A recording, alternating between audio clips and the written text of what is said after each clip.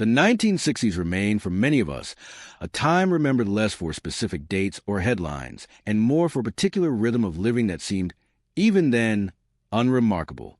It was an era when time did not announce itself loudly, when days unfolded with a quiet predictability that allowed people to inhabit them fully.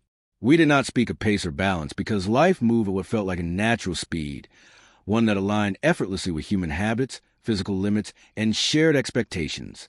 Looking back now, what stands out is not the absence of hardship or uncertainty, but the presence of a collective understanding that life would take the time it required, and that this in itself was sufficient.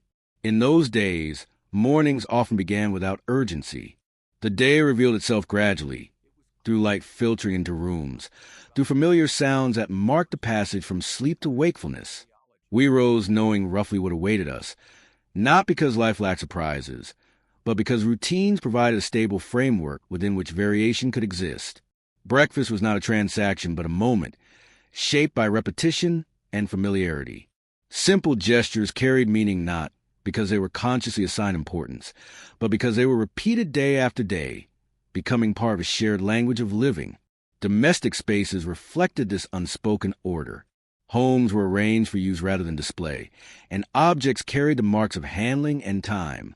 Furniture remained in place for years, sometimes decades, accumulating stories rather than being replaced for novelty.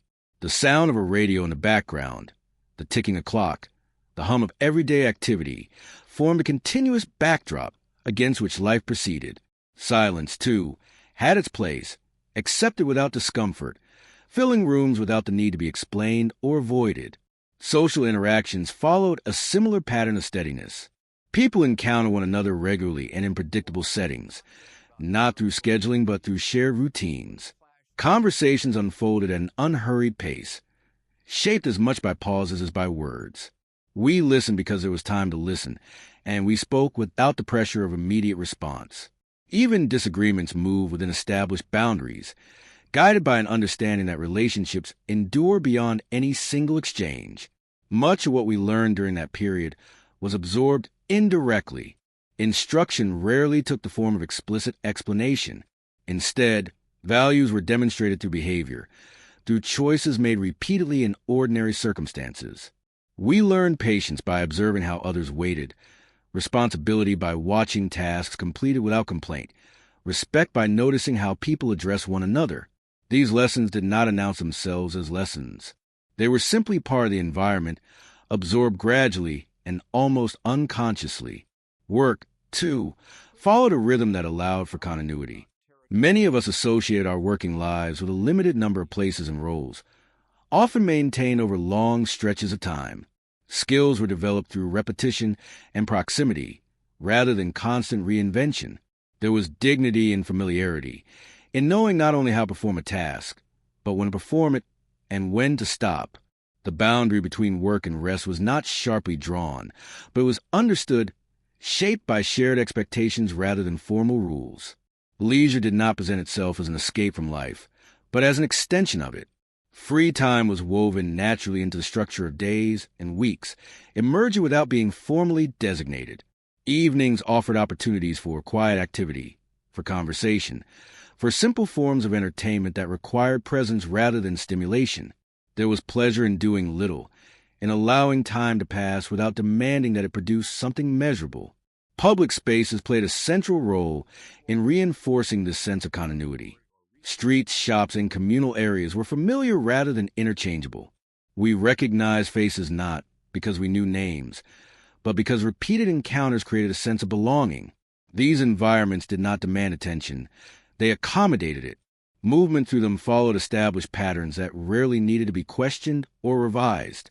Technology existed, of course, but occupied a more modest position in daily life. Devices were tools rather than companions, used for specific purposes and then set aside. Their limitations were accepted as part of their nature, and waiting was not considered an inconvenience, but an expected component of use. The absence of immediacy shaped behavior subtly, encouraging planning, patience, and a tolerance for delay. Communication reflected this measured approach. Messages took time to arrive, and responses unfolded accordingly. The gap between intention and fulfillment was not perceived as empty space to be filled, but as a natural interval during which other aspects of life continued uninterrupted. Anticipation carried its own quiet satisfaction, allowing emotions to settle and expectations to remain flexible. There was, throughout this period, a prevailing sense of continuity between generations. Knowledge, habits, and customs were transmitted through shared experience rather than deliberate preservation. We did not speak of legacy, yet it was constantly being formed through everyday actions. Children observed adults not as examples to be emulated consciously, but as models of how life was lived. Over time, these observations shaped attitudes and behaviors that felt less like inheritance and more like instinct. Change occurred as it always does, but it arrived gradually enough to be absorbed without disruption. Innovations entered daily life not as replacements for existing practices, but as additions that found their place alongside them. The past was not discarded to make room for the new. Instead, it coexisted, providing reference points that grounded experience. This layering of time contributed to a sense of stability that did not depend on stasis, but on continuity. Looking back, it becomes clear that much of what defined that era was not consciously chosen. We did not set out to live deliberately slower lives. We simply lived within structures that allowed for slowness.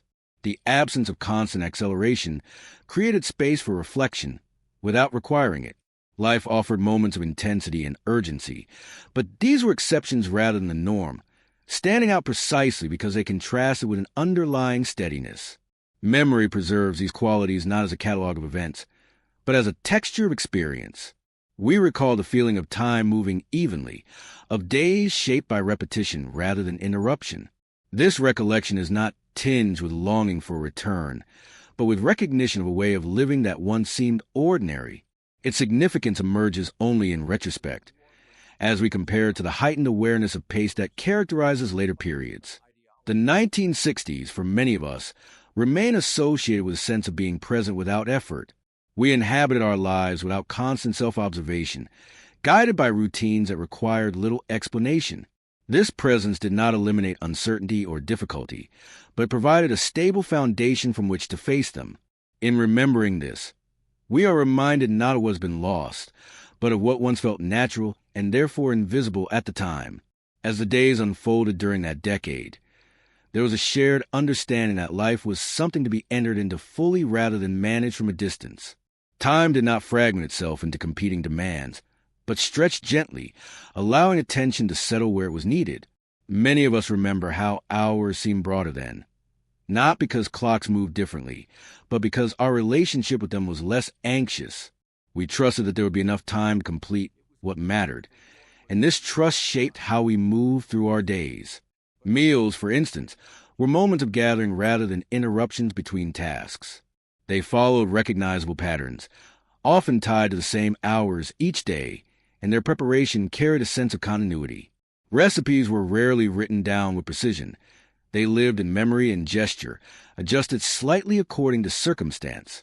The act of eating together reinforced bonds without commentary. Conversation flowed naturally, sometimes animated, sometimes quiet, shaped by the simple fact of sharing space and food. The passage of seasons was felt directly, not as an abstract cycle but as a physical presence. Changes in light, temperature, and routine marked time more clearly than calendars. Clothing shifted gradually, stored away and retrieved with familiarity rather than replaced. Seasonal habits returned each year, bringing with them a sense of reassurance. We did not need to be reminded of these transitions. They announced themselves through everyday experience. Children grew up within this steady framework, learning not through constant instruction but through immersion. Play unfolded without rigid scheduling, guided by curiosity and circumstance. There was room for boredom, which in turn made space for imagination.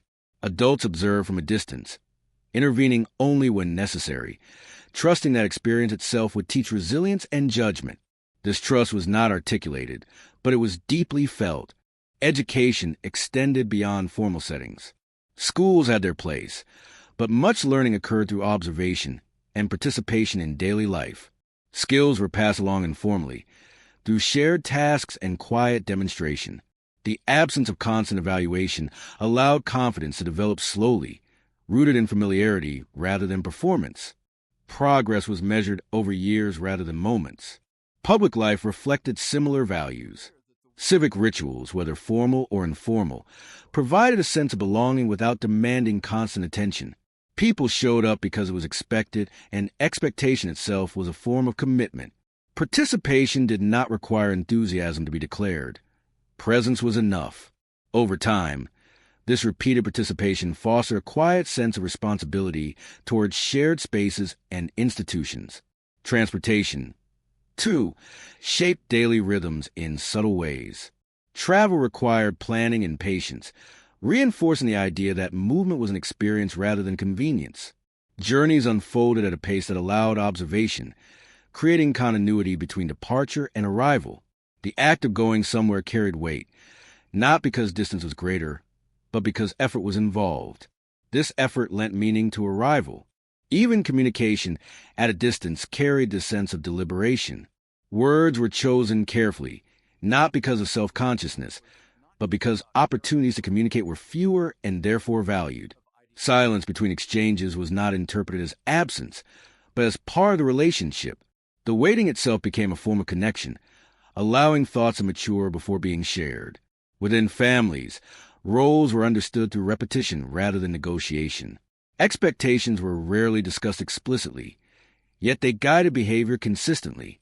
This did not eliminate conflict, but it provided a common reference point from which disagreements could be addressed. Authority, where it existed, was expressed quietly, reinforced by consistency rather than force. Leisure activities reflected an appreciation for continuity and presence. Entertainment required participation rather than consumption, drawing people together in shared experience. Music, games, and conversation filled evenings without demanding constant novelty. Familiarity enhanced enjoyment, allowing deeper engagement over time. Repetition was not seen as stagnation, but as an opportunity to refine experience. The material world supported this rhythm. Objects were designed to last, repair when possible, and valued for their reliability. Ownership carried responsibility, encouraging care and maintenance. This relationship with possessions fostered patience and attentiveness, reinforcing the idea that usefulness outweighed appearance. Over time, objects became companions in daily life, accumulating meaning through shared history. Workplaces mirrored these values in their own way. Hierarchies existed, but they were tempered by familiarity and long-term association. Colleagues knew one another beyond functional roles, creating a sense of mutual dependence. Advancement came gradually, often tied to longevity as much as achievement. This gradualism fostered loyalty and stability, even as it limited rapid change. There was, throughout this period, an acceptance of limits. Physical, temporal, and social boundaries were recognized and respected, not as constraints to be overcome, but as conditions within which life unfolded. This acceptance reduced friction, allowing energy to be directed toward living rather than constant adjustment. Limits provided structure, and structure, in turn, supported freedom of a particular kind. As years passed, these patterns reinforced themselves, becoming almost invisible through familiarity. We did not perceive them as choices, but as the natural order of things. Only later, when rhythms began to shift and acceleration became more pronounced, did these earlier patterns stand out as distinctive. At the time, they simply formed the backdrop against which individual lives were lived. Memory returns to these moments not as isolated scenes, but as a continuous atmosphere. We recall the sense of time moving steadily, of life unfolding without constant interruption. This recollection carries no demand to recreate the past, but invites reflection on conditions that once made such steadiness possible. In remembering, we recognize a mode of living shaped less by intention than by circumstance, and therefore all the more powerful in its quiet influence. The second half of that decade would bring changes that hinted at new directions, yet even then, the underlying rhythm persisted. Transitions occurred within an existing framework, allowing adaptation without rupture. The continuity of daily life provided a buffer against uncertainty, reinforcing a collective sense of resilience grounded in shared experience rather than explicit preparation.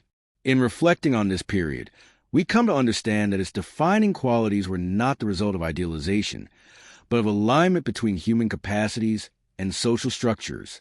Life followed a pace that felt manageable, not because it was simpler, but because it allowed space for attention, repetition, and gradual change. This alignment fostered a sense of ease that, at the time, required no explanation. As the years progressed, the quiet structure of daily life continued to assert itself through countless small details that rarely demanded reflection at the time. Many of us recall how mornings, afternoons, and evenings each carried their own character, not through formal scheduling, but through habit and repetition. The day had a shape that was widely understood, and within that shape, individual lives unfolded with a sense of coherence that rarely needed to be named. Morning hours were often associated with preparation and intention. The act of beginning the day carried a quiet seriousness, even when tasks themselves were modest. There was an understanding that how one started the day mattered, not because it determined success in measurable terms, but because it set a tone. Movements were deliberate, unhurried, shaped by familiarity. The same gestures repeated each morning provided a sense of grounding, a reminder that the day ahead belonged to a larger continuum rather than standing alone. As the day moved forward, activity increased naturally, following patterns that were both personal and collective. Work, errands, and responsibilities interwove without competing aggressively for attention. Transitions between activities were marked by physical movement rather than digital signals, allowing the mind to adjust gradually. The absence of constant interruption created a mental continuity that supported focus without strain. Attention rested where it was placed, free from the expectation of immediate redirection. Afternoons often brought a subtle shift in energy. The pace softened slightly, making room for reflection even as obligations continued. There was an acceptance of fluctuation, an understanding that energy ebbed and flowed naturally. Rest was not framed as a reward, nor was productivity treated as a moral imperative. Instead, balance emerged organically through listening to the rhythms of the body and the day. Evenings, in turn, offered a sense of closure. The gradual winding down of activity signaled a transition that was both physical and emotional. Lights softened, conversation slowed, and the day released its hold. This transition was not abrupt, nor was it mediated by constant distraction. It unfolded through routine, allowing the mind to settle. Sleep, when it came, felt like a continuation rather than an escape. Within this daily rhythm, relationships developed depth through proximity and repetition. We saw the same people regularly, not through deliberate maintenance, but because shared routines brought us together. Familiarity bred understanding, and understanding fostered tolerance. Differences were absorbed into the fabric of daily interaction rather than amplified. Over time, this created a sense of mutual recognition that extended beyond personal affection. Language itself reflected this steadiness. Speech was shaped by context and audience, not by the need to assert presence. Silence was respected as a form of communication, carrying meaning without requiring interpretation. Listening was an active practice, supported by the absence of competing stimuli. Words found their place within conversations that unfolded without urgency. The physical environment reinforced these patterns. Neighborhoods retained their character through continuity of use rather than constant redesign. Streets bore the marks of regular passage, and buildings aged visibly, carrying the imprint of time. This visible aging was not perceived as decline, but as evidence of endurance. The environment told a story that unfolded gradually, inviting familiarity rather than surprise. Daily transactions reflected a similar ethos. Exchanges were personal rather than automated, grounded in recognition and routine. Trust developed through repeated interaction, reducing the need for constant verification. This trust was not naive. It was built slowly, reinforced through experience. Over time, it formed the basis of social cohesion, allowing life to proceed with minimal friction. In moments of difficulty, this cohesion provided quiet support. Challenges were met within an existing network of relationships and expectations. Assistance was offered without fanfare, received without embarrassment. The absence of spectacle allowed dignity to be preserved on all sides. Problems were addressed incrementally, without the pressure to resolve them instantly or completely. Time itself was experienced less as a resource to be managed and more as a medium through which life unfolded. Waiting was accepted as a natural component of experience, providing space for thought and anticipation. Delays did not automatically generate frustration. They were absorbed into the flow of the day. This acceptance softened the edges of uncertainty, making patience a shared practice rather than an individual virtue. Generational continuity remained a defining feature of this period. Older and younger people shared spaces and routines, allowing knowledge to pass quietly between them. The presence of multiple generations within daily life reinforced a sense of perspective, reminding us that individual moments were part of a larger sequence. This awareness tempered both ambition and disappointment, situating personal experience within a broader context. Change, when it came, was often subtle enough to be integrated without disruption. New ideas and practices entered daily life gradually, finding their place alongside existing ones. The absence of constant novelty allowed discernment to develop, enabling people to choose what to adopt and what to set aside. This selective integration preserved continuity, while allowing for evolution. Memory returns to these years not as a collection of dramatic events, but as a sustained atmosphere of steadiness. We recall the feeling of being carried forward by routines that required little conscious effort. This steadiness did not eliminate conflict or hardship, but it provided a stable framework within which they could be addressed. The result was a sense of resilience rooted in continuity rather than control. As we reflect on this period, we recognize that its defining quality lay in the alignment between human experience and social tempo. Life moved at a pace that allowed observation, repetition, and gradual change to shape understanding. This pace did not demand constant awareness. It operated quietly in the background, supporting daily life without drawing attention to itself. In remembering, we do not idealize the past or seek to return to it. Instead, we acknowledge a way of living that once felt natural, precisely because it did not need to be articulated. Its significance emerges only with distance, as we compare it to later rhythms that require constant negotiation. The memory serves not as prescription, but as a reminder of what becomes possible when time is allowed to move gently, carrying life forward without haste. As the decade advanced, the sense of continuity that shaped daily life extended beyond individual routines and into broader fabric of community. Many of us recall how belonging was not something to be actively sought, but something that emerged naturally through repeated presence. One belonged because one was there day after day, participating in the same rhythms as others. This shared participation created bonds that were rarely discussed yet deeply felt. Communities were not defined solely by geography, but by habit. People encountered one another through ordinary activities, and these encounters accumulated meaning over time. Recognition preceded familiarity, and familiarity gradually gave rise to trust. There was no expectation of constant affirmation. Acknowledgement itself carried weight. A nod, a brief exchange, or even shared silence reinforced the sense that one was part of a larger whole. Customs played a quiet but significant role in maintaining this cohesion. They were not rigid rules imposed from above, but practices shaped by repetition and mutual understanding. Observing them did not require explanation. Participation was enough. Through these customs, individuals learned how to move within shared spaces, how to balance personal needs with collective expectations. The absence of explicit instruction allowed flexibility, ensuring that customs remained living practices rather than static traditions. Celebrations, when they occurred, followed the same understated approach. They were woven into the calendar without overwhelming it, providing moments of shared recognition rather than spectacle. Preparation unfolded gradually, often involving familiar tasks repeated year after year. The meaning of these occasions lay not in their novelty, but in their predictability. They offered reassurance, reminding participants that time continued to move forward within a stable framework. Even moments of loss or difficulty were approached with similar restraint. Public expressions of grief were tempered by an understanding of privacy and respect. Support was offered through presence rather than display, allowing individuals to process experience at their own pace. This balance between communal support and personal space reflected a broader respect for emotional boundaries that characterized the period. The relationship between individuals and institutions was shaped by familiarity rather than abstraction.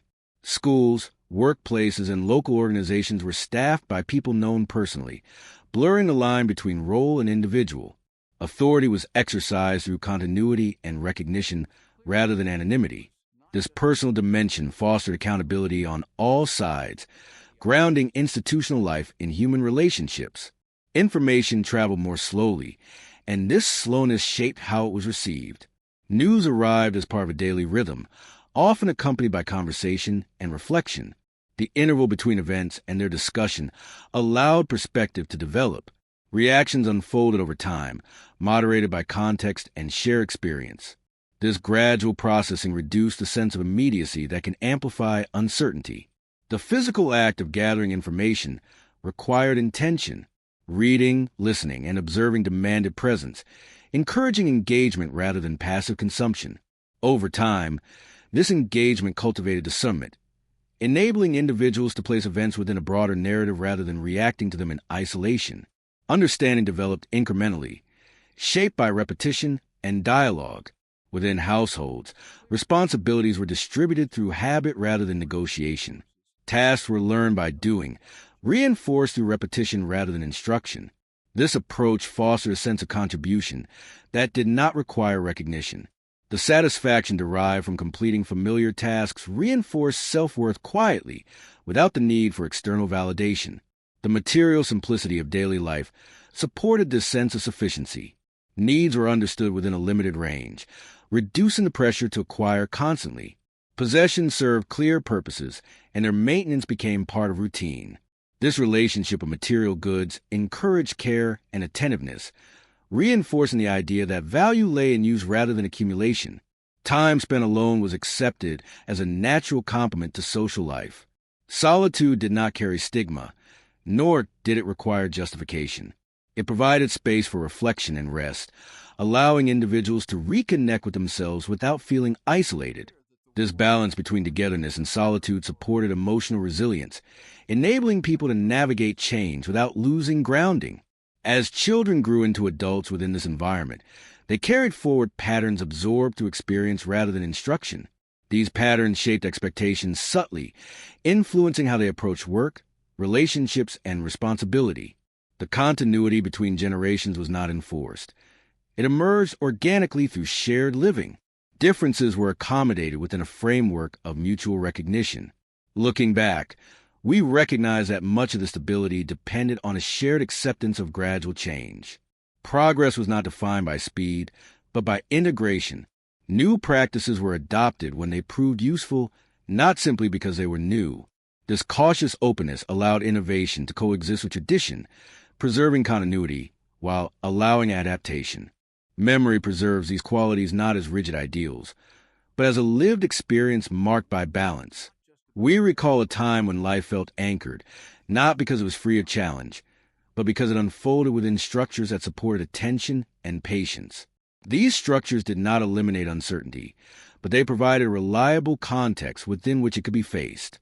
As the decade moved on, subtle shift began to signal new directions. Yet even as change gathered momentum, the underlying rhythm persisted, offering a sense of continuity that softened transition. This persistence reminds us that the pace of life is shaped not only by external forces, but by shared agreement about how time is used and valued. In reflecting on this period, we come to see how deeply these agreements influenced daily experience. They were rarely articulated, yet they governed behavior consistently.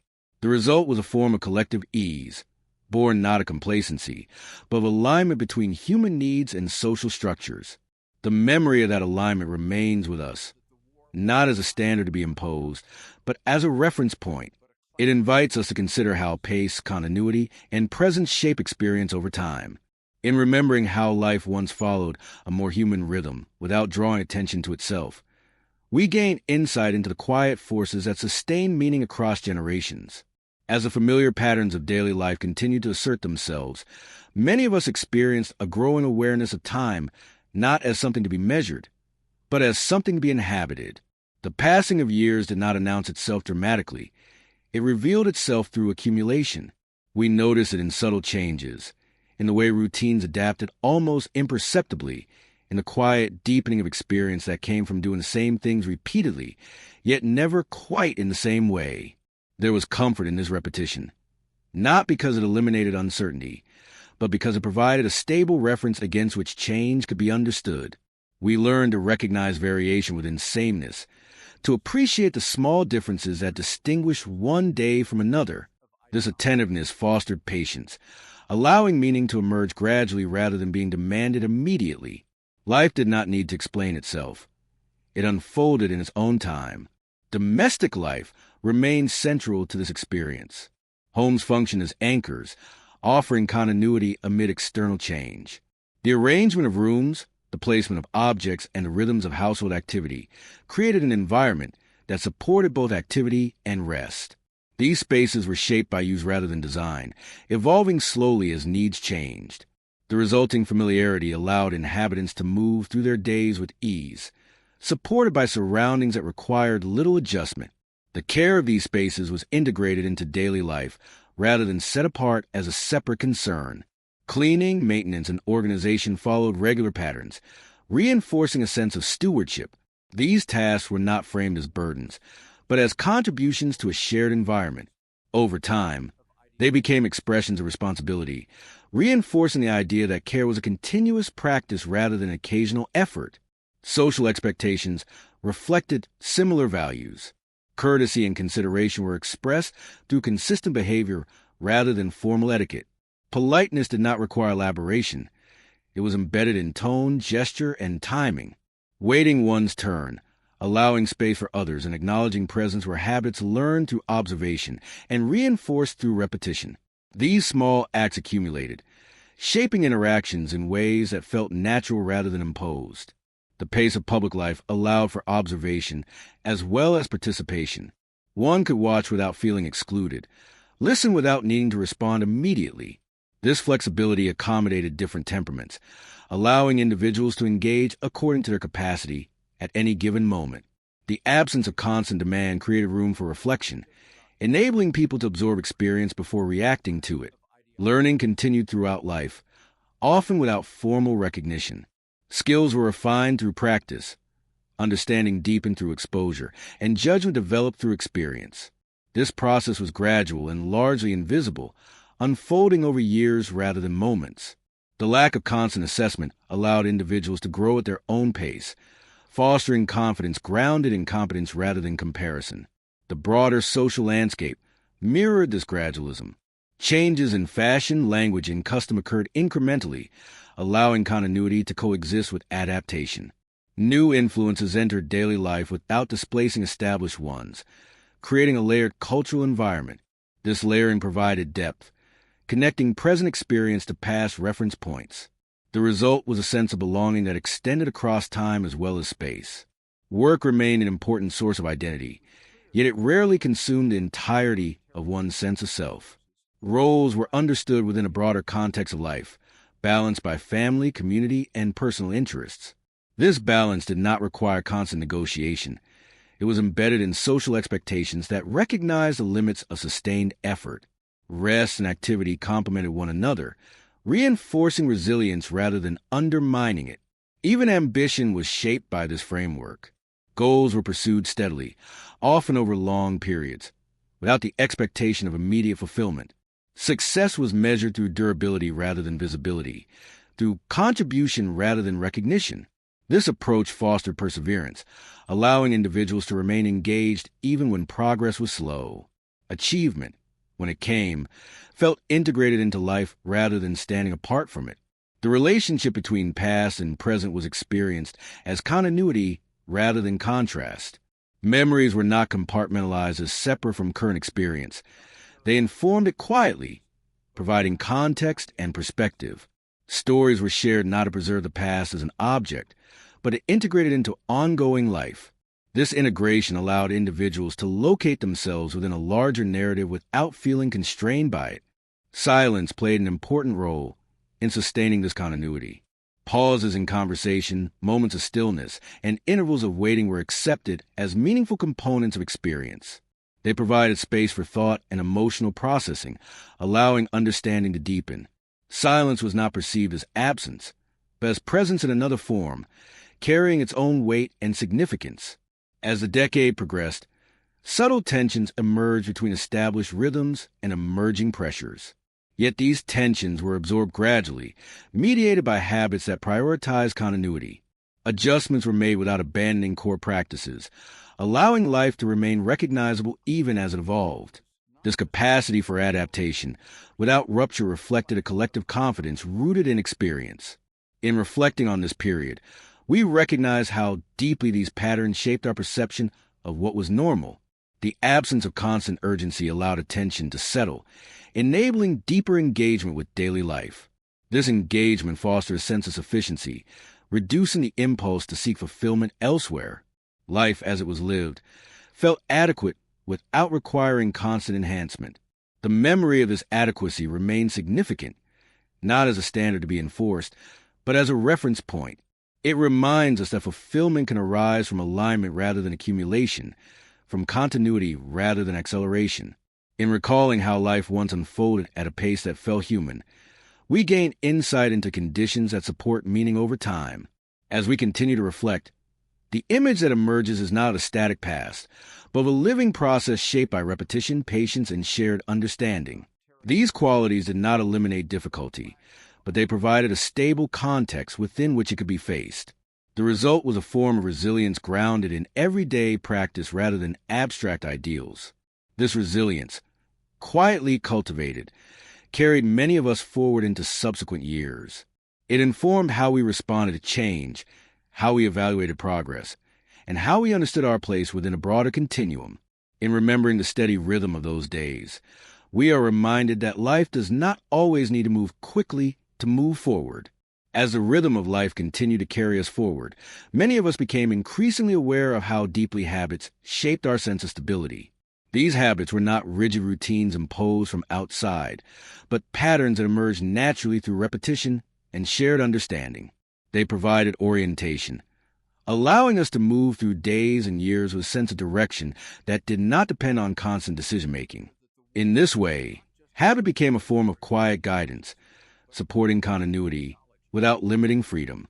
Daily choices were often made within a narrow range of possibilities, and this limitation proved surprisingly liberating. With fewer options to evaluate, attention could settle more fully on what was present. We learned to recognize quality through familiarity rather than comparison, developing discernment grounded in experience. Satisfaction arose not from abundance, but from adequacy, from the feeling that what was available was enough for the moment. This sense of sufficiency extended into emotional life as well. Feelings were acknowledged without being endlessly analyzed or displayed. Joy, disappointment, pride, and worry were understood as part of the natural ebb and flow of experience. There was no expectation that emotions needed to be optimized or constantly expressed. Instead, they were allowed to pass through daily life, finding their place within a broader context of routine and responsibility. Conversation reflected this emotional economy. Words were used carefully, shaped by context and relationship. We did not feel compelled to fill every silence or articulate every thought.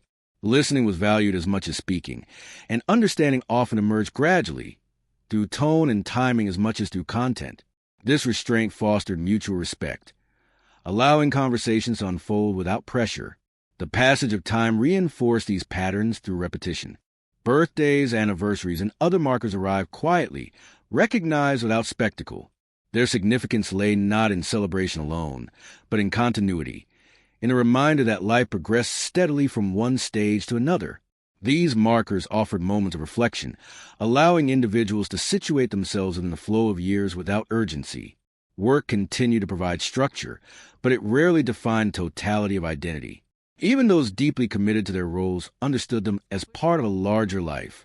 The end of the working day marked a transition that was respected, allowing attention to shift toward other responsibilities and pleasures.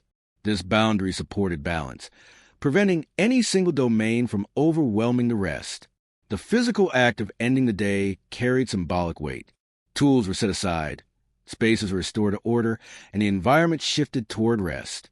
These gestures signaled closure, allowing the mind to release its focus. Over time, this rhythm reinforced a sense of completion, reducing the accumulation of unresolved tension. The built environment supported these transitions through its scale and familiarity. Spaces were designed for human use rather than constant adaptation, encouraging regular patterns of movement and rest. The absence of constant redesign allowed places to acquire character reinforcing attachment and belonging. Over time, these environments became repositories of memory, holding traces of countless ordinary moments. Social expectations reinforced continuity through consistency. Reliability was valued, and commitments were honored quietly, without the need for constant affirmation. Trust developed slowly, built through repeated experience rather than formal assurance. This trust reduced friction, allowing interactions to proceed smoothly.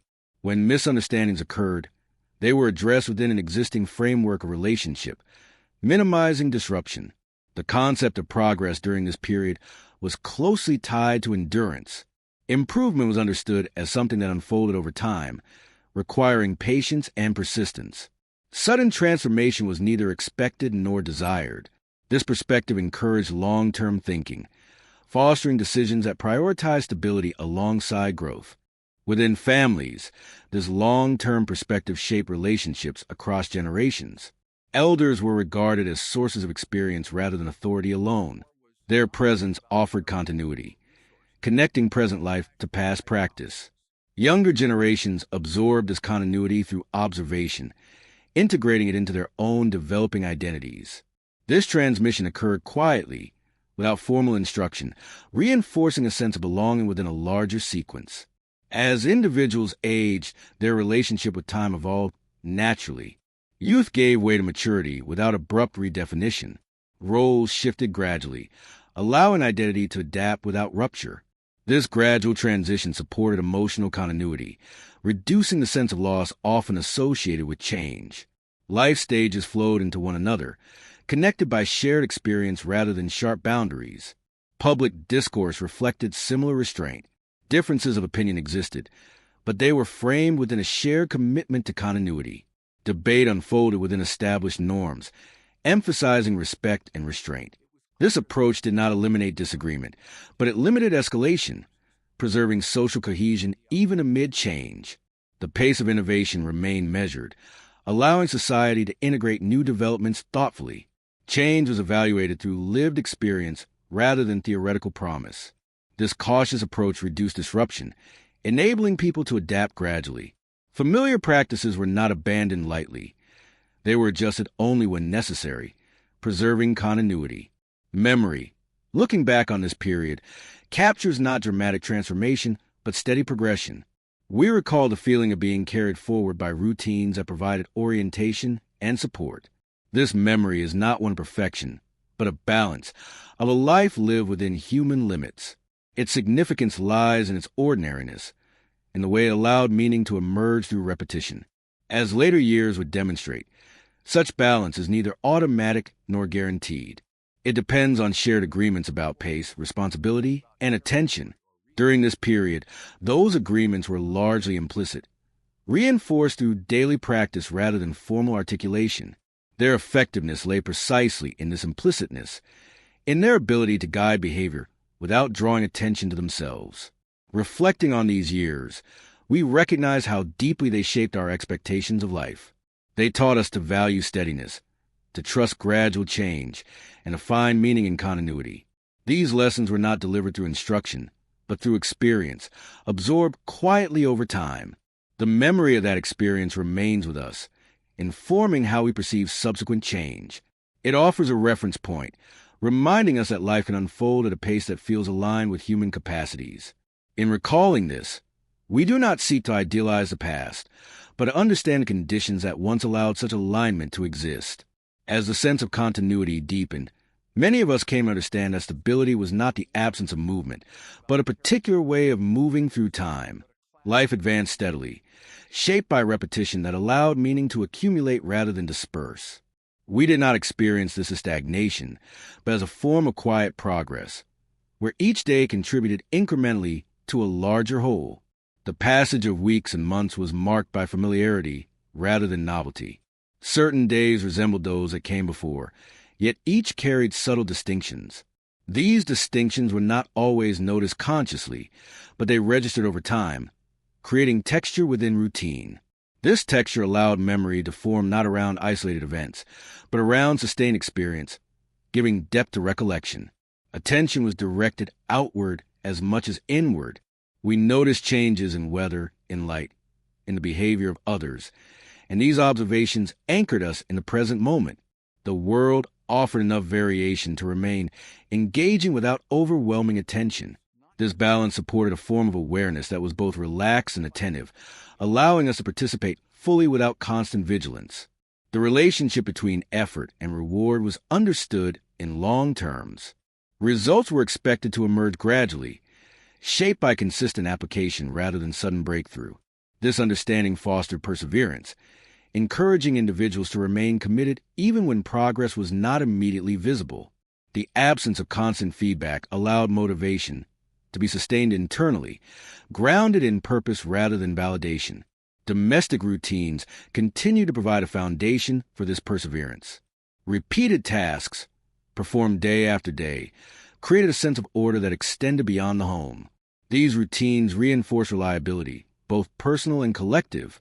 Knowing that certain things will be done and done in familiar ways reduced uncertainty, allowing attention to be directed toward other concerns. Within this framework, relationships matured through shared time rather than dramatic expression. Affection and loyalty were demonstrated through presence, through showing up consistently rather than declaring intent. Over time, this consistency built trust, creating bonds that could withstand periods of difficulty or distance. The strength of these bonds lay in their quiet durability. Communication remained measured, shaped by context and consideration. Words were chosen with awareness of their impact, and restraint was valued alongside clarity. This approach did not suppress expression. It refined it, allowing meaning to emerge through precision rather than volume. Silence continued to serve as a companion to speech, providing space for reflection and understanding. Public life mirrored these values through its emphasis on continuity. Institutions evolved slowly, guided by experience rather than theory alone. Policies and practices were adjusted incrementally, allowing time for evaluation. This cautious approach reduced disruption, preserving social cohesion even as circumstances changed. The experience of waiting remained central to this way of life. Waiting was not framed as a problem to be solved, but as a condition to be accepted. It created intervals within which anticipation and reflection could occur. These intervals softened the impact of uncertainty, allowing individuals to adjust expectations gradually rather than abruptly. As individuals age within this environment, their relationship with time continued to evolve. Youthful urgency gave way to a more measured perspective, shaped by accumulated experience. This shift did not diminish engagement. It deepened it, allowing participation to be informed by understanding rather than impulse. Life stages were not sharply delineated. They flowed into one another, connected by continuity of habit and relationship. The sense of belonging that emerged from this continuity extended beyond immediate relationships. It encompassed place, tradition, and shared memory. Familiar landscapes and routines reinforced identity, providing a stable backdrop against which individual lives unfolded. This stability supported resilience, enabling people to navigate change without losing orientation. Reflection, when it occurred, was integrated into daily life rather than set apart. Moments of thought arose naturally during routine activities, allowing insight to develop gradually. There was no expectation that reflection needed to produce immediate conclusions. Understanding was allowed to emerge over time, shaped by experience rather than analysis alone. The gradual accumulation of experience fostered humility. We recognize the limits of knowledge and control, accepting uncertainty as part of life. This acceptance reduced anxiety, allowing individuals to focus on what could be done rather than what could not be predicted. Confidence arose not from mastery, but from familiarity with uncertainty itself. As the decade moved forward, the foundations laid by these habits continued to support daily life. Even as new influences appeared, the underlying rhythm persisted, providing continuity amid change. This persistence was not enforced. It emerged naturally from shared practice and expectation. Memory returns to this period with a sense of calm recognition. We recall the feeling of being supported by routines that did not demand constant attention. This memory is not one of perfection, but of alignment, of a life lived within human limits. Its value lies in its ordinariness, in the way it allowed meaning to develop quietly over time. In remembering, we do not seek to replicate the past, but to understand it. The pace of life during those years reflected a balance between activity and rest, between continuity and change. This balance was not achieved through deliberate design, but through shared agreement and practice. Its effects were subtle yet enduring, shaping experience in ways that become visible only with distance. As we carry these memories forward, they inform how we perceive later developments. They provide a reference point, reminding us that life can unfold at a pace that feels natural, supported by routines that allow attention and patience to flourish. In acknowledging this, we gain insight into the quiet conditions that once made such a way of living possible. As time moved forward, the quiet confidence that had characterized everyday life continued to express itself through an unspoken trust in continuity. Many of us sensed that life did not need constant supervision to hold together. There was a belief, rarely articulated, that things would proceed as they had before, not because change was impossible, but because stability was understood as the default condition. This belief shaped attitudes subtly, encouraging patience and reducing the impulse to intervene unnecessarily. The flow of days retained its familiar structure, and within that structure, individuals learned to recognize moments that mattered without needing them to be highlighted. Significance was not always attached to extraordinary events, but often to ordinary repetitions that gradually took on meaning. A familiar route walked countless times, a task performed routinely, a conversation revisited in small variations. These experiences accumulated quietly, forming the substance of memory. The sense of time passing gently was reinforced by the way attention was distributed. There was no expectation that every moment needed to be filled or optimized. Empty spaces in the day were accepted without discomfort, providing room for thought, observation, and rest. These spaces did not feel wasted. They felt necessary, allowing life to breathe between commitments. Relationships continued to be shaped by proximity and duration rather than constant exchange. We did not measure connection by frequency of contact alone, but by the assurance that it endured over time. Distance, whether physical or temporal, did not automatically weaken bonds. The knowledge that one could resume where one had left off provided reassurance, reducing the need for continual reinforcement. The pace of correspondence reflected this understanding. Messages were sent with the expectation that they would be received and answered in due course. The interval between sending and receiving was not experienced as a gap to be filled, but as a natural pause. This pause allowed anticipation to develop, adding depth to communication. Meaning was shaped not only by content, but by timing. Within families, this acceptance of timing influenced how milestones were approached. Growth, achievement, and change were acknowledged without excessive pressure. Expectations were framed broadly, allowing individuals to develop according to their own rhythm. Success was recognized, but it was not treated as a measure of worth. This perspective fostered resilience, enabling people to navigate setbacks without feeling defined by them. Work continued to be integrated into this broader view of life. Effort was valued, but exhaustion was not celebrated. There was an understanding that sustained contribution required balance, that energy needed to be renewed as well as expended. This understanding shaped daily schedules, reinforcing the importance of rest as a component of productivity rather than its opposite. Public life reflected a similar balance. Participation was encouraged, but withdrawal was respected. Individuals could engage actively or observe quietly without judgment. This flexibility allowed diverse forms of involvement, accommodating different temperaments and circumstances. Community did not demand uniformity. It accommodated variation within shared norms. The material environment continued to support this way of living through its durability and familiarity. Objects remained in use long enough to become part of daily rhythm, reducing the need for constant adaptation. Repair and maintenance were integrated into routine, reinforcing attentiveness and care. This relationship with material things fostered patience, reminding us that value often emerges over time. As people aged, the continuity of these practices provided a sense of coherence. The transition from one stage of life to another unfolded gradually, supported by familiar routines and relationships.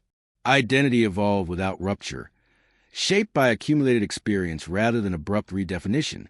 This gradualism softened the emotional impact of change, allowing individuals to remain grounded even as circumstances shifted. The collective memory of earlier years continued to inform present behavior. Past experiences were not held at a distance. They were woven into ongoing life through stories, habits, and expectations. This integration provided perspective, reminding us that current challenges were part of a longer sequence. The past offered reference points rather than prescriptions, guiding action without constraining it. Moments of uncertainty were approached with a degree of calm rooted in this perspective. The belief that life had endured before and would continue to endure tempered anxiety. Solutions were sought incrementally, allowing time for adjustment. This approach did not eliminate difficulty, but reduced its disruptive potential, preserving continuity. The pace of change outside daily life began to increase subtly, yet the internal rhythm persisted. Many of us recall sensing that the world beyond our immediate experience was shifting, even as our own routines remained stable. This contrast highlighted the role of habit in shaping perception. By maintaining familiar patterns, individuals create a buffer against external acceleration. Reflection on these years reveals how deeply such buffers influence well-being. They provided psychological space, allowing individuals to process change without being overwhelmed. This space was not created intentionally. It emerged from shared practices that valued steadiness over speed.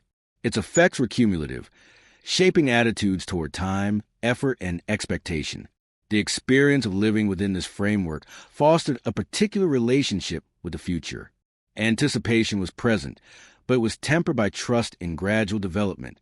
Plans were made, but they were held lightly, adjusted as circumstances required. This flexibility reduced disappointment, allowing adaptation without loss of direction. As the decade drew on, the accumulated weight of these practices became more apparent. They had shaped not only daily routines, but also underlying assumptions about what life required to be meaningful. Fulfillment was associated with continuity, with participation in a shared rhythm that extended beyond individual moments. Looking back, we recognize that this way of living did not arise from ideal conditions, but from alignment between social structures and human capacities. It allowed people to inhabit time rather than chase it, to engage with life without constant urgency. This alignment did not guarantee happiness, but provided conditions under which meaning could emerge steadily.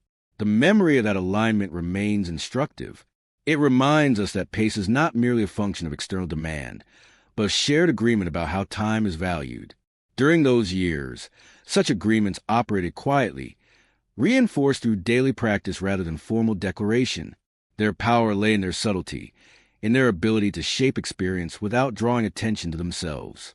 In recalling the steady rhythm of that period, we are reminded of a form of living that felt natural precisely because it did not need to be defended or explained. Its influence endures not as nostalgia, but as a reference point, illuminating the quiet conditions that once allowed life to follow a more human pace, and inviting reflection on how such conditions might be recognized, if not replicated, in later times.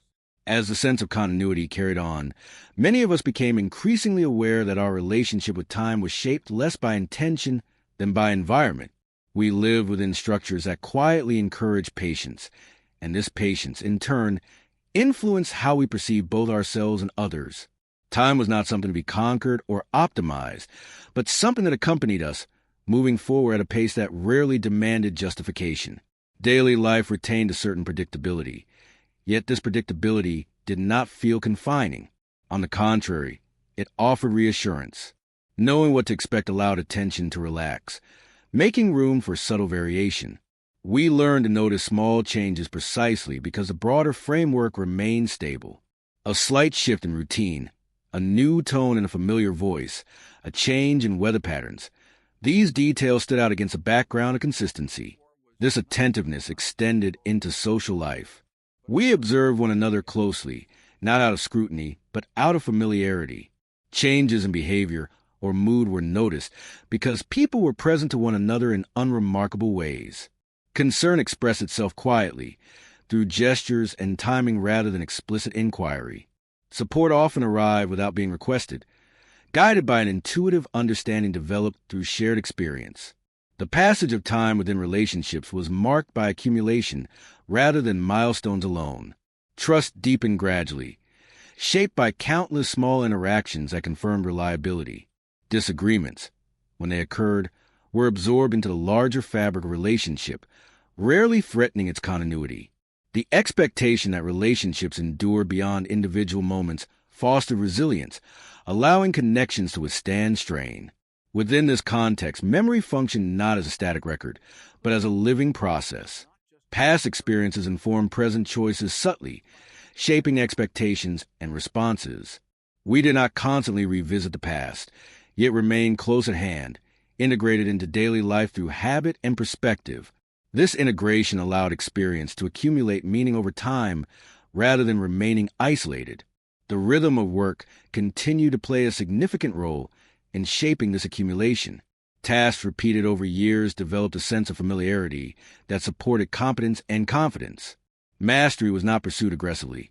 It emerged naturally through sustained engagement. The absence of constant evaluation allowed individuals to grow into their roles, deepening understanding without pressure. The pace of professional life reinforced a long view of progress. Careers unfolded over decades rather than phases, encouraging patience and persistence. Setbacks were understood as part of a larger trajectory rather than definitive judgments. This perspective reduced anxiety, allowing individuals to remain engaged even during periods of uncertainty or transition. Leisure continued to complement work, providing balance rather than escape. Free time was valued for a capacity to restore rather than distract. Activities chosen during these moments often reflected continuity rather than novelty, reinforcing familiarity. Pleasure was derived from repetition, from returning to activities that had proven satisfying over time. The environment supported this balance through its stability. Public and private spaces retained their character, evolving slowly rather than being constantly redesigned.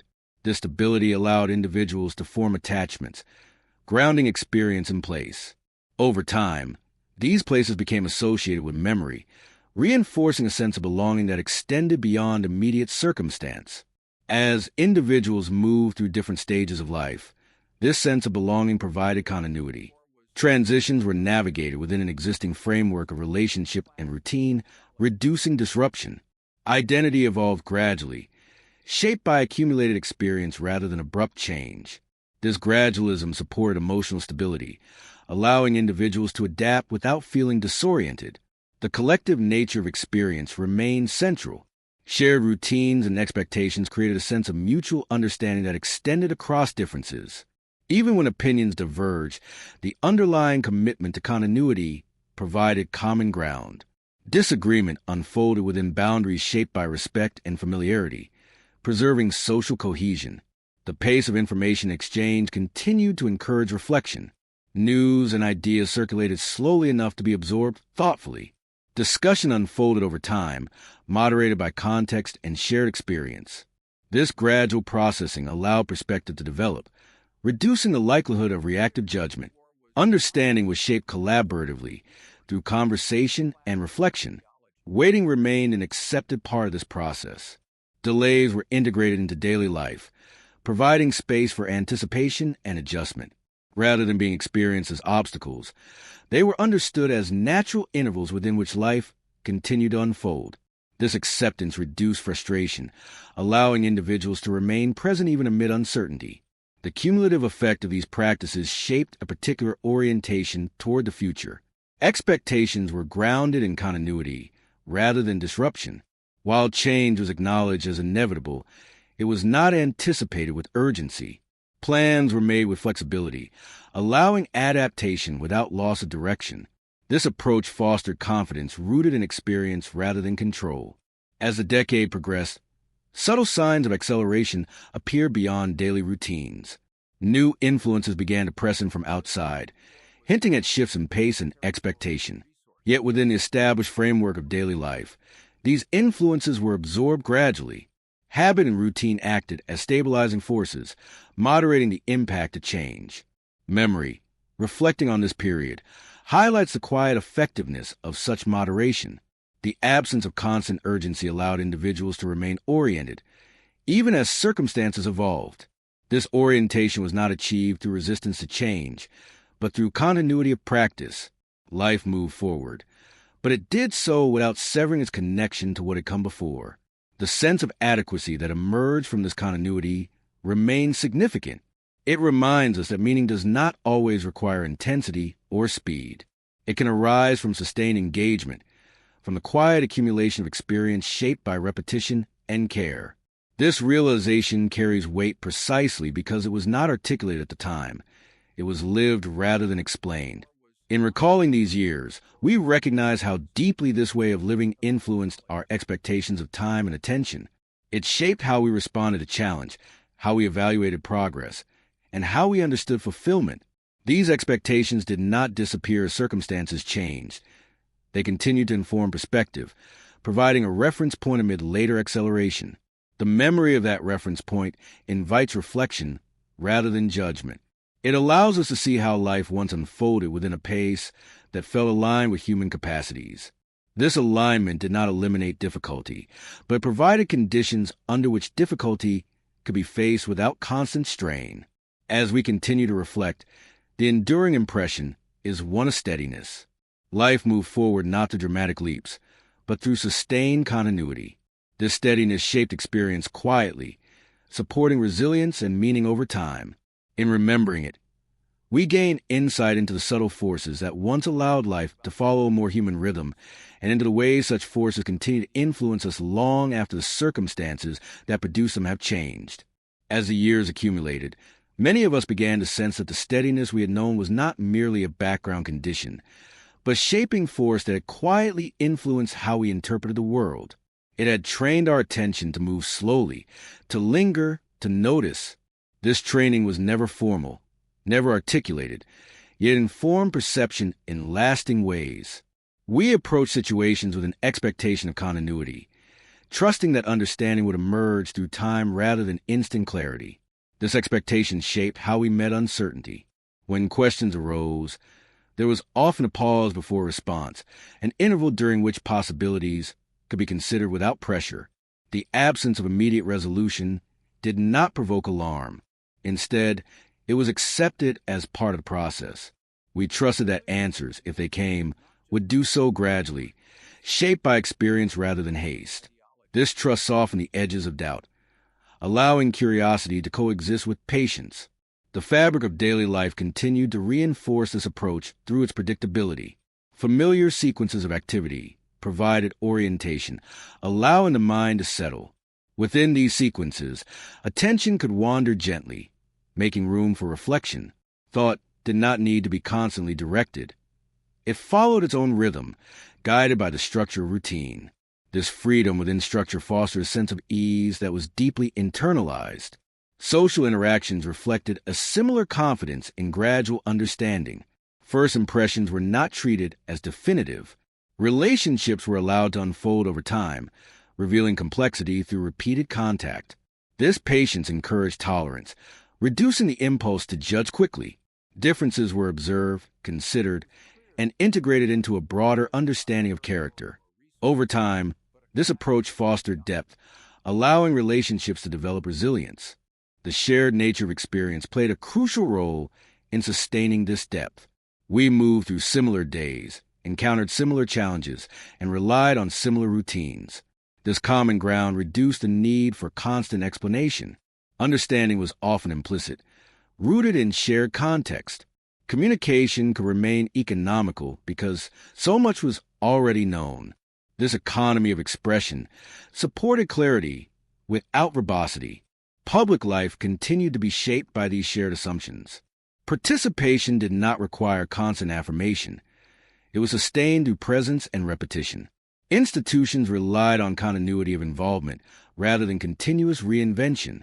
Their legitimacy was reinforced through familiarity, through the sense that they belonged to the ongoing life of the community. This belonging fostered stability, even as circumstances evolved. The rhythm of the calendar continued to provide a gentle framework for experience. Annual cycles offered markers that oriented memory without dominating attention. They reminded us of passage without imposing urgency. Over time, these cycles accumulated significance, connecting present experience to past reference points. The repetition of seasons reinforced continuity, anchoring life in patterns that extended beyond individual moments. Within this framework, the experience of aging unfolded gradually. Physical changes were noticed incrementally, integrated into daily life rather than confronted abruptly. Adjustments were made quietly, guided by experience rather than prescription. This gradual adaptation allowed identity to remain coherent, evolving without rupture. The self was understood as continuous, shaped by time rather than divided by it. The relationship between effort and outcome continued to be framed by patience. Progress was recognized in small increments, often visible only in retrospect. This perspective reduced the pressure to perform constantly, allowing engagement to be sustained over long periods. Motivation was drawn from commitment rather than reward, reinforcing perseverance even when outcomes were uncertain. Leisure remained an important counterbalance to effort. Time set aside for rest or enjoyment was not sharply distinguished from the rest of life. It flowed naturally from daily rhythm. These moments were valued not for their intensity, but for their restorative quality. Familiar pleasures offered reassurance, reinforcing continuity. Over time, they became touchstones, grounding experience in repetition. The material environment continued to reflect and reinforce these values. Objects remained in use long enough to acquire history, becoming markers of time rather than symbols of novelty. Where it was not hidden, it was accepted as evidence of use. This acceptance fostered a sense of continuity, reminding us that durability mattered more than appearance. Care and maintenance were integrated into daily life, reinforcing attentiveness. As change began to gather momentum beyond the immediate sphere of daily life, the contrast between external acceleration and internal steadiness became more apparent. Many of us sensed this shift without fully articulating it. We noticed differences in tone, in expectation, in the speed at which information and influence traveled. Yet our own habits continue to provide a stabilizing force, moderating the impact of these changes. Reflection on this period reveals how deeply such moderation shaped experience. It allowed individuals to absorb new influences selectively, integrating them into existing frameworks rather than being overwhelmed. This selectivity was not resistant. It was discerning. It preserved continuity while allowing adaptation, maintaining coherence amid change. The collective memory of earlier years continued to inform this discernment. Past experiences provided context, helping to evaluate new developments. We compared not in order to judge, but to understand. This comparative perspective reduced anxiety, allowing us to locate ourselves within a longer narrative. The past served as a reference point, offering perspective rather than constraint. The sense of belonging fostered by this continuity extended into the future. We anticipated change with curiosity rather than fear, trusting that adaptation would occur as it always had, through gradual adjustment. This trust did not eliminate uncertainty, but it provided a stable foundation from which to face it. Confidence arose not from certainty, but from familiarity with change itself. As the decade drew closer to its end, the accumulated weight of these experiences became more visible. We recognized, perhaps for the first time, that the way we had lived had shaped us profoundly. The pace we had known had trained us to value presence, patience, and continuity. These values were not abstract ideals. They were embodied habits, woven into daily life. In remembering this, we do not seek to isolate the period as exceptional. Rather, we recognize it as part of a longer continuum, shaped by conditions that allowed human capacities to align with social structures. This alignment fostered a sense of adequacy, reducing the need for constant acceleration. Life moved forward steadily, carrying meaning through repetition. The memory of the steadiness remains instructive. It reminds us that attention thrives in environments that allow time to unfold naturally. It suggests that understanding deepens when given space to develop. These insights emerge not as conclusions, but as recognitions shaped by reflection on lived experience. As we continue to look back, the image that persists is one of quiet coherence. Life was not without challenge, but it unfolded within a rhythm that supported engagement without exhaustion. This rhythm did not demand acknowledgement. It operated quietly, shaping experience from within. In recalling this, we gain perspective on how pace influences meaning. We see how continuity supports resilience, how patience fosters understanding, and how shared habits create stability. These observations do not prescribe a return to the past, but they illuminate the conditions under which life once followed a more human rhythm, offering insight into the enduring relationship between time, attention, and lived experience. As the period drew nearer to its close, many of us sensed that the quiet continuity we had lived within was beginning to reveal itself more clearly, not because it was ending abruptly, but because contrasts were becoming easier to perceive. The steady rhythm that had once seemed unremarkable now stood out gently against emerging signs of acceleration. This awareness did not arrive as alarm, but as recognition, a subtle noticing that the conditions shaping daily life were slowly shifting. Yet even as this recognition grew, daily routines continued to provide orientation. The familiar structure of mornings and evenings, of work and rest, remained largely intact. These routines acted as anchors, holding experience steady while the broader environment evolved. We continued to move through our days with a sense of coherence, guided by habits that required little conscious effort.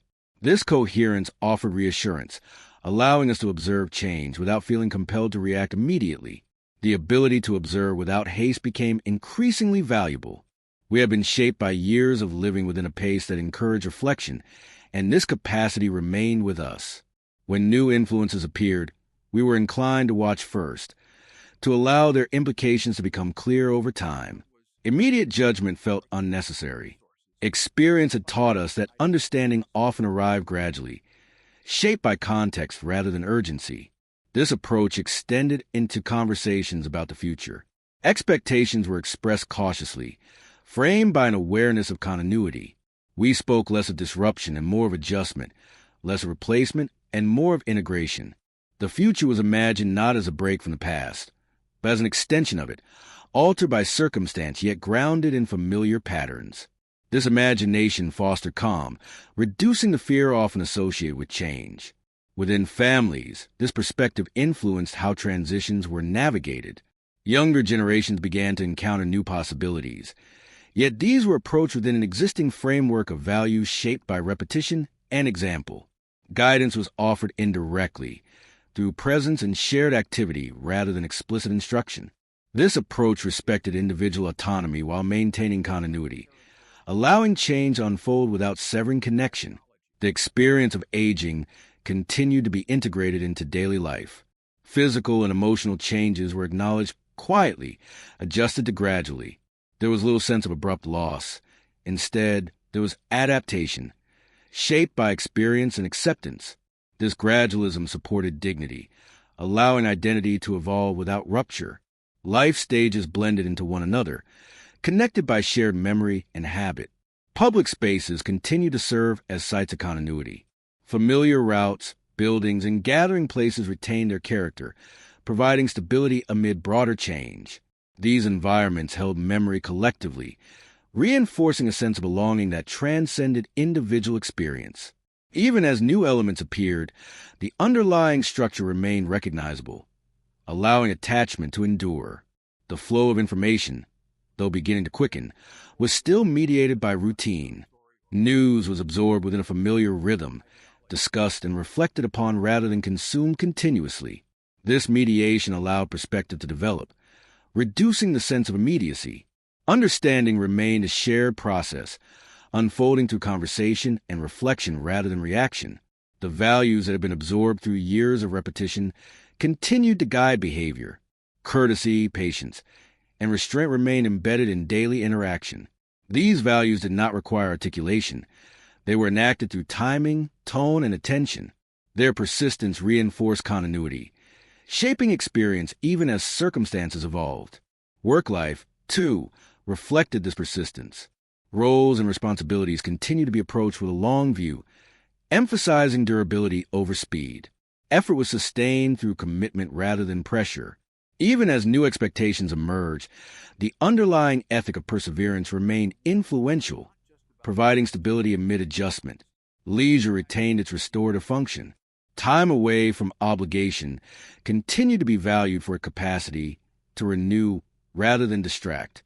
Familiar activities offered reassurance, reinforcing continuity. These moments of rest supported resilience, allowing individuals to engage with change without exhaustion. The material world continued to bear the marks of time. Objects carried history, reminding us of continuity through use. Repair and maintenance remained part of daily life, reinforcing attentiveness and care. This relationship with material things supported patience, countering the impulse toward constant replacement. As contrast became more apparent, reflection deepened naturally. We found ourselves considering not only what was changing, but what had shaped us to meet change in a particular way. The steadiness we had known had cultivated a capacity for patience, for sustained attention, for gradual understanding. These capacities did not disappear as circumstances shifted. They continued to inform perception. The memory of earlier years remained close, not as nostalgia, but as context. It provided reference points that helped situate present experience within a longer narrative. This narrative reduced disorientation, allowing us to recognize change as part of an ongoing process rather than an abrupt departure. The past offered perspective, reminding us that adaptation had always occurred through gradual adjustment. The sense of continuity that emerged from this perspective fostered confidence. We trusted that life would continue to unfold, shaped by both persistence and change. This trust did not eliminate uncertainty, but it softened its impact, allowing curiosity to coexist with caution. The future was approached with measured expectation rather than urgency.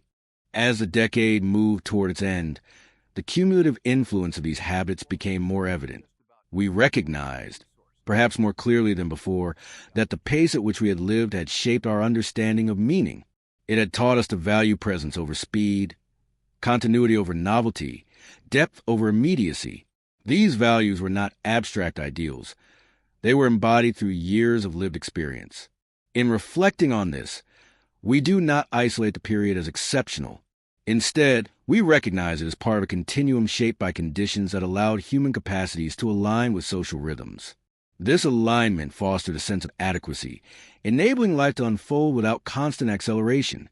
Meaning emerged gradually, carried by repetition and shared practice. The awareness of this alignment grew gently, without urgency. It invited reflection rather than judgment, allowing us to see how pace influences perception, how continuity supports resilience. These insights did not demand action. They simply clarified understanding. They helped us recognize what had quietly sustained us over time. As we prepare to move further into new conditions, this understanding remained with us. It informed how we interpreted change, how we measured progress, and how we defined fulfillment. The steady rhythm we had known continued to echo within us, shaping expectations even as circumstances evolved. In remembering these years, we are reminded that life once followed a more human pace without calling attention to itself. Its influence was subtle, embedded in habit and routine. That influence endured, carrying forward into new contexts, offering a quiet foundation upon which later experience would rest.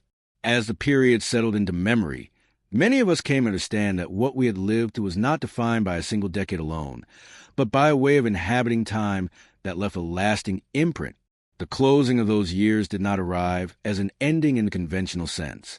There was no clear line separating what had been from what would come next.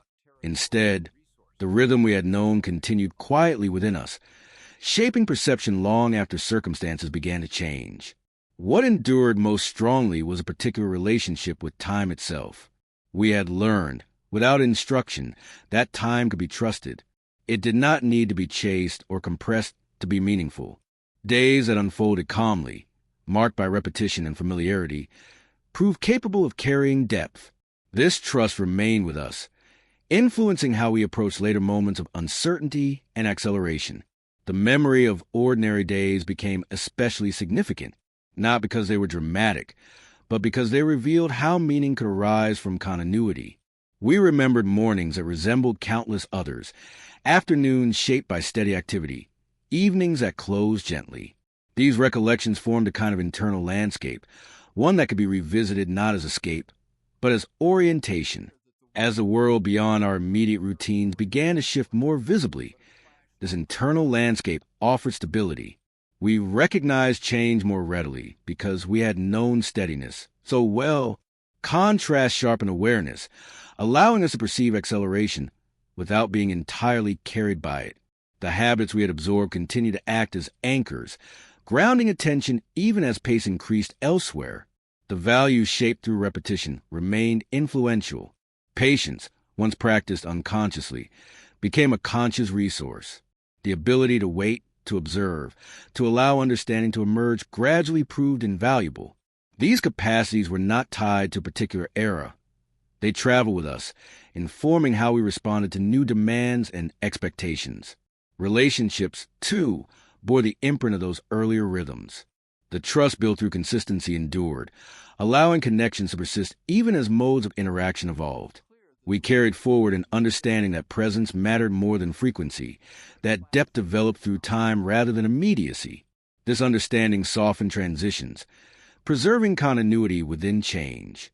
The sense of belonging cultivated through shared routines extended beyond specific places or practices. It became an internal reference point, shaping how we located ourselves within broader contexts. Even when environments change, the memory of belonging informed our expectations, reminding us that connection could be built gradually through repetition and shared experience. Work and responsibility continue to be approached with a long view. The ethic of endurance we had learned did not disappear. It adapted. We remain inclined to measure progress through sustained effort rather than rapid outcome. This inclination provided balance, countering pressures toward constant acceleration. It allowed engagement to remain meaningful over extended periods. Leisure, too, retained its restorative role. The memory of unhurried moments reinforced the importance of rest that truly restored. Familiar pleasures continue to offer grounding, reminding us that enjoyment did not require constant novelty. This memory helped preserve balance, even as demands multiplied. The material world, though changing, still evoked earlier lessons. Objects that had endured reminded us of the value of care and maintenance. Even as replacement became easier, the habit of stewardship persisted, shaping how we related to possessions. This habit fostered patience, reinforcing continuity amid change. As years passed, reflection deepened naturally. We found ourselves considering not only how life had changed, but what had shaped our capacity to adapt. The steadiness we had known had cultivated resilience, enabling us to navigate transition without losing orientation. This resilience was quiet, rooted in habit rather than strategy. The collective memory of that time continued to circulate through conversation and silence alike. It did not need to be preserved deliberately. It lived on through attitudes, expectations, and responses. Younger generations encountered its influence indirectly, through example rather than explanation. In this way, continuity extended beyond direct experience, shaping perspectives quietly. Looking back, we recognize that the pace of life we had known was not accidental. It reflected conditions that allowed human attention, energy, and understanding to align with daily demands. This alignment did not remove difficulty, but it reduced strain, allowing life to be lived with a sense of adequacy. Meaning emerged not through intensity, but through sustained engagement. The recognition of this alignment did not produce longing for return. Instead, it fostered appreciation. We understood that each period carries its own rhythms, shaped by circumstance. What mattered was not replicating the past, but recognizing the qualities that had once supported well-being. These qualities, patience, continuity, presence, remained relevant, even as context shifted, as memories settled. The dominant impression was one of gentle coherence. Life had unfolded without constant urgency, allowing individuals to inhabit their days fully. This coherence did not demand attention. It operated quietly, shaping experience from within. Its influence endured precisely because it had been lived rather than declared. In reflecting on that era, we came to see how deeply pace influences perception. A slower rhythm allowed observation, reflection, and connection to develop naturally. It supported understanding without forcing it. This insight emerged not as conclusion, but as recognition, shaped by distance and experience. The legacy of those years was not contained in specific practices or customs alone, but an orientation toward time. It taught us that life could move forward steadily, without haste, and still carry depth. This lesson remained with us, informing how we interpreted later acceleration and complexity. As we moved further into new conditions, this orientation provided balance. It reminded us that meaning does not require constant stimulation, that continuity can sustain engagement over time. Even when circumstances change rapidly, the memory of steadiness offered perspective, allowing us to remain grounded. In the end, what endured most was a sense of trust. Trust in time, trust in gradual understanding, trust in the capacity of ordinary life to carry significance. This trust had been cultivated quietly through years of repetition and shared experience. It did not depend on preservation. It lived on through habit and attitude. The 1960s, remembered in this way, stand not as an isolated chapter, but as part of a longer human story. A story shaped by rhythms that once aligned closely with human needs, allowing life to follow a pace that felt natural. That pace did not announce itself. It simply carried people forward. In remembering it now, we do not seek to measure it against the present. We observe it, reflect on it, and recognize its influence. We understand that time once moved in a way that allowed attention to settle, relationships to deepen, and meaning to accumulate quietly. That understanding remains valuable. It reminds us that beneath the surface of change, there are enduring principles that shape experience. Principles rooted in continuity, patience, and presence. These principles do not belong to any single era. They emerge whenever conditions allow life to unfold without unnecessary haste. And so the memory rests not as longing, but as awareness. Awareness of how life once followed a more human pace, and of how that pace shaped those who live within it. Awareness that continues to inform perception, offering a quiet counterpoint to acceleration, and a lasting reminder that meaning often grows most steadily when time is allowed to move gently forward.